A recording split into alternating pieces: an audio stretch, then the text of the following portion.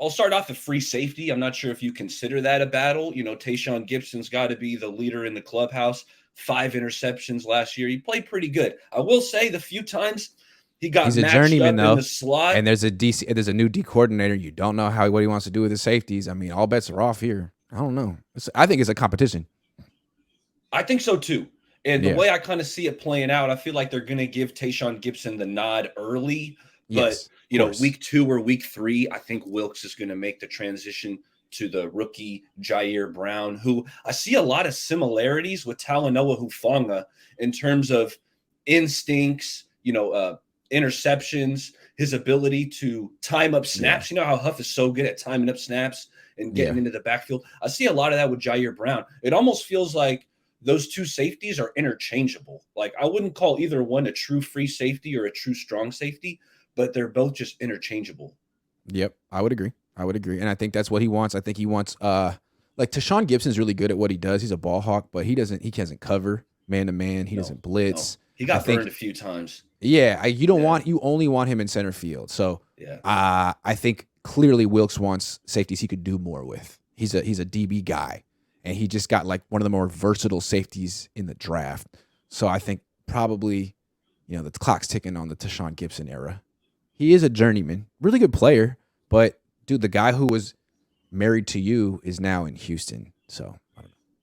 And if he's your third safety, I think that's a really good thing, with all that Yeah, experience. But why for don't we sure. flip it to right guard? Okay. Because I'm not ready to just hand the job over to Spencer To Burford. Burford. Like Agree, me Burford, neither. he You gotta was show something. he was okay last year. Like I At mean, best. they were at best. I'm trying to be At nice. I best. know he was a Yeah. rookie, and I expect him to take another step. Or at Yeah. least I'm hoping. But you can't assume it. You can't No. assume just because he was a rookie year 2, he's going to get Like better. we hoped, like people hoped Ambry Thomas would take another step. He didn't. Get him out of here. We'll Yeah. talk corner in a sec, but I'm not an Ambry guy. But as far as I Yeah. mean, they were platooning right guard, which doesn't happen very No. often. So it tells you they weren't, head over heels Totally sold. performance. PFF's No. great on, what PFF Real is low. this, but Burford graded really poorly. So I mean, they bring in Feliciano. Like, how do you see that going? It's going to be Burford, or you're going to have these guys battle it out. What do you think about right guard? I mean, I think they're probably going to stick with Burford, like assuming Burford gets stronger and kind of remakes his body the way Aaron Banks is. Like that's the ideal scenario here. If that doesn't happen and he's just the same guy, they could go with Feliciano, or they do have these 2 undrafted free agents who are interesting. Jason Poe from last year and Joey Fisher from this year. Both of those guys are strong as hell. Huh? No Zakel mentioned. Zakel also. Zakel, that's the third guy. And he's really strong too. All 3 of those guys are really strong. And Burford, to me, like, he's got length, he's got quickness, he's not strong. And he gets kind of bullied by D tackles. So give him a chance. If he's still getting bullied, like, the Niners do have other cheap options. Like, Feliciano's strong as hell. They have every other guy other than Burford is hella strong at right guard. So let's see. I think it's pretty clear what they want him to do. And if he can't do it, then someone else that's stronger than him is going to step up. Okay. Love it. Yeah, something to monitor. Yeah. Now, CB2, Demo played pretty well down the stretch. Like, I mean, this one probably isn't he a had his positional moments. battle in my mind. Like, I think Demo's probably going to get the nod. Do you agree with that, or who do you think would challenge Demo for that spot? It ain't. He'll probably get the nod. To your point, like he'll probably start week 1, but will he keep it the whole year? Like they're going to be trying to play press man coverage. D'Amico didn't really feel he could do that with Lenore. He felt he could do it with Mosley, and I think once Ward became the nickel and Lenore became the outside corner, they started playing a lot more off coverage, keeping things in front of him. Now Wilkes is here. He already heard him say he wants to play press. That's why he brought in Isaiah Oliver. That's why they drafted Darrell Luter Jr. So Lenore will get a shot, but if he can't do it, if he's getting kind of punked playing press man, I mean, they're not married to him. He's a 5th round pick. He had a good little stretch. They could put someone else in there like Darrell Luter Jr. Luter, and I mean, everyone is forgetting about Sam Womack. I like Womack. I thought he made some plays last year. Obviously, the preseason. It's just hard to play press man on the outside at 5'9". It's hard. How do you play press man at 5'9" on the outside against DK, who you play twice a year? That's hard. To be honest, and I could be wrong, I'm not thinking they're playing a ton of this press man. Steve Wilkes primarily is a zone guy. Like, I think they're giving this illusion, right? But in my opinion, They're going to be playing We'll a lot of see. zones, similar to D'Amico, similar to Sala. That's been, from what I've read, and that's Steve Well, it Wilkes' could be like a down by philosophy. down thing. Like on first and second down, they might play a lot of zone. On third down, they might be more of a That's rush true. five, play man. Blitz, yeah, And then yeah. also Some of the it could also be like game plan dependent, depending on who you play. You could play zone all day against weaker teams, but if you're going against the Chiefs, it's like, all right, guys, we got to man up today. We got to take away. We can't just let Kelsey like frolic through our zones. You're like, no, we have to press him. We got to get hands on him. We got to try to make him throw to someone else. Otherwise, we're gonna lose, guys. Like this, I don't know. You have to have the option, but I'm with you. Like they're probably gonna play mostly zone, especially in the regular season, just so you don't give up big plays. Yeah, but no, you're right. Third down blitz, you want to play man, and I've heard you mention that, and I agree with it. Now, tight end two. I've been wanting to upgrade this tight end 2 position for quite some time. Obviously, they take Latu, they take Braden Willis late. Peace Charlie Werner, maybe Peace. Get him out of here. Maybe Peace Ross Dwelly, although that's going to be the Willis Dwelly is going to be an actual competition. I don't think Charlie Werner stands a chance against Latu unless Latu just drops every ball. That's the only way.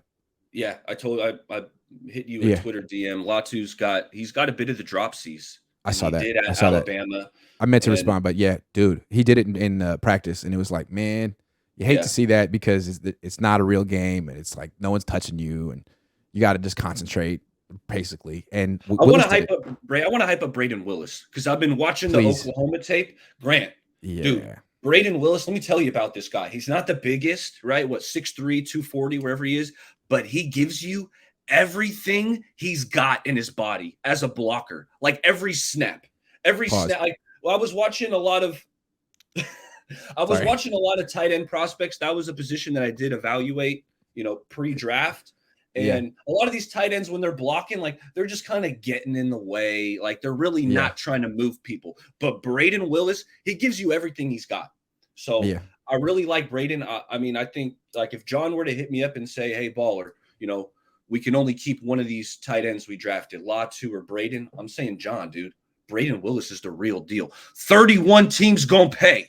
Like he said. No, I like Willis. But again, to me, he's the Dwelly type. Like, Dwelly gives everything he can as a blocker, too. And he even plays some, like, when Juszczyk is hurt, Dwelly's the fullback. Now, he's not built for it, but he gives everything he's got. It's just he doesn't have much to give. I think Willis has a lot more juice than Dwelly. He's faster. He blocks better. The question is, like, do you have hands like Dwelly? Like, so far, from what I saw, yes. So, Dwelly, this is the biggest competition you've had in your life. Gonna see if maybe the Niners keep 4 tight ends because they just can't quit Ross Dwelly. And I get it. He's a hell of a player. He just doesn't make mistakes. He could barely get on the field last year, G. It's true. I feel like he was barely – Charlie Warner was completely non-existent, but even Dwelly, like he did It's because they don't throw to their backup tight ends. The backup tight ends are blockers on this team, and like he's a receiver. So that's again, like I want to know is there really a role for Willis on this team? Because they just block with their tight ends. They don't throw to anyone other than Kittle. They don't even throw to Juszczyk. Really good blocker. They don't even throw to Juszczyk, and they pay him like $7 million a year. Yeah, they should. Explain that.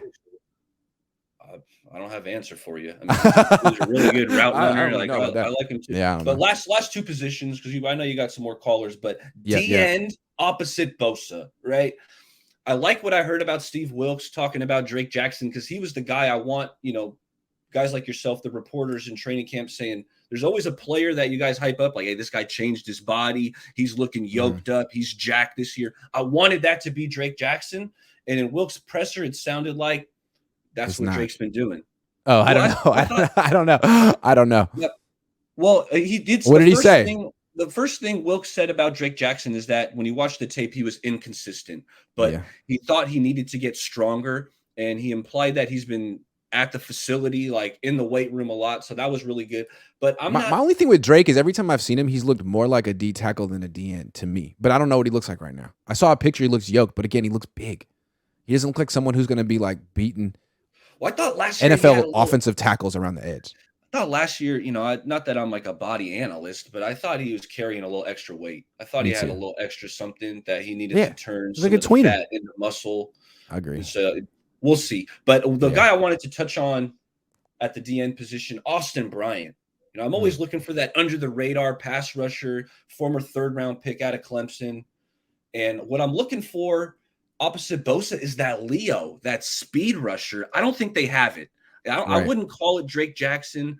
It's No. definitely not If it's Cleveland anyone, it's Farrell. Austin Bryant, right? It's Austin Bryant. He's got some Yeah. speed. I know he's dealt with some Yeah. injuries, but the little highlights and a little bit of film I've watched, it was an intriguing signing. So monitor this It's either cat him or Robert Beal, and I don't think it's gonna be Robert Beal right away. Like it's got a better chance to be Bryant. He's a project. Robert Beal, Yeah. he's a toolsy project. So you're hoping Chris Kosiric can coach up by year 2 or year 3, in my opinion. But who knows? Yeah, Austin Bryant was a 4th round pick who went to Clemson. He's got some tools. He's got some he burst does, right? off the edge. He's got some burst. So just let me know how he's looking during training camp. And that's a guy. I got LB3 here. I mean, real quick, who's the front runner? McCrary Ball. I think that's the guy. It's going to be Marcelino. Okay. I was thinking when they drafted D Winters, it was going to be him, but then seeing him in person didn't really look like. I mean, I've seen Marcelino McCrary Ball. Like he's ready. He's ready to go, and if he stays healthy. So yeah, it's going to be McCrary Ball. I would imagine. Like for example, he was one of the 2nd or 3rd year guys that didn't have to go to rookie minicamp. Jason Poe had to go. Alfredo Gutierrez had to go. Like if you're one of those practice squad guys and they're like, hey, take the day off, that's a good sign. So Marcelino, probably leader in the clubhouse for that one. Also, they're taking hella pictures and putting him on their website. You notice that? When they off-season phase 2, like look at who they take pictures of. There's at least 3 pictures of him like laying out for they're very impressed with Marcelino. You can that tell. Stuff matters. That stuff does. Matters because I'll tell you it absolutely does. They're impressed with him. When the Niners were playing the Chiefs in the Super Bowl, before that, like I wanted to get a jersey, right? I wanted to get that Super Bowl patch jersey, and I was looking in the store. There was no DeForest Buckner jersey. They weren't selling it, and I'm like, why the hell can't I get DeForest Buckner? In my head, I'm like, he's not going nowhere. This is a blue chip premium player that the Niners drafted. So it's like I got a Bosa because that was the next one. I'm like, he's going to be here. That's what they wanted you to buy. That's what they wanted you to do. But it was like, that's what I'm saying. So they'll kind of send out these little testers like, who are they putting on their social media? Whose jerseys can you actually buy? Like, anyway. All right, AG, hey, one of these days I'd be honored if you blessed my channel. We'll make it. I'll hit you up. I'll hit you up. Absolutely. Let's do it. I'm in. All right, man.